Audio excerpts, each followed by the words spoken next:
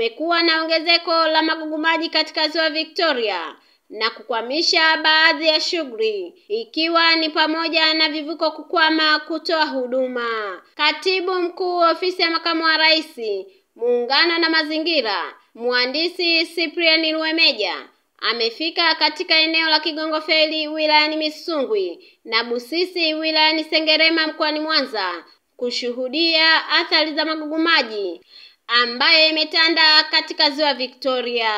Matumizi ya teknolojia za kisasa ya kudhibiti magugu maji katika ziwa Victoria anaona ndio njia pekee ya kukabiliana na changamoto hiyo. Sasa changamoto ni yale makubwa ya zamani ambayo sasa yanahitaji nguvu ya ziada, na kupitia wataalamu wetu wa bonde, wataalamu wetu wa NEMKI, tunaanza hatua mbili za haraka. Hatua ya kwanza ni kujaribu kuyakata, kuyapunguzia speed ya kukua, tuone kama yanaweza yakazama.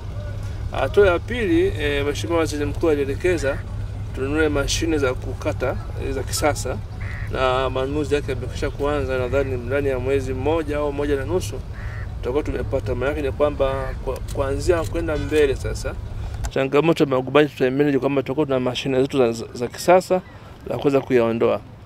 Kuendelea kutunza vyanzo vya maji, lakini pia kwa wenzetu ambao wanafanya uvuvi wa kisasa ni kuangalia kujiridhisha aina ya vyakula ambavyo wanapatia samaki wao. Ziko mamlaka mbalimbali zinashughulikia. Kwa hiyo tushirikiane na wao na sisi na serikali ili kwa pamoja tuwe na matokeo ambayo ni mazuri na ya muda mrefu. Tusilashi kwenye matokeo mafupi ambayo yataanza kutusumbua. Mkuu wa mkoa wa Mwanza Saidi Mtanda anabainisha athari ambazo zinajitokeza kutokana na magugu maji hayo kuenea katika ziwa hilo. Mtakumbuka kwamba feri zetu ziko hapa, tunazo feri 3.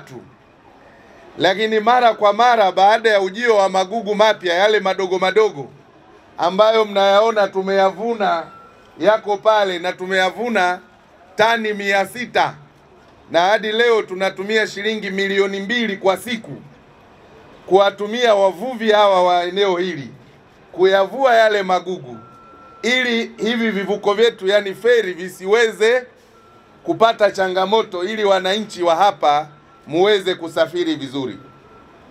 Kwa hiyo kama tunatumia milioni 2 kwa siku, maana yake kwa siku 10 serikali inatumia shilingi ngapi?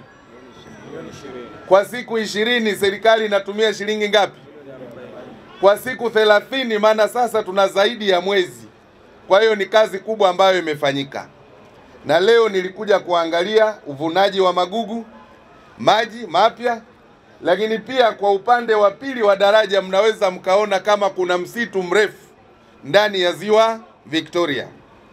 Hiyo ni madhara kwa sababu maji ya ziwa tunayatumia kwa ufugaji wa samaki, tunayatumia pia kwa usafiri wa vivuko, tunayatumia pia kwa ajili ya uendeshaji wa maisha yetu kupitia matumizi ya maji safi na salama.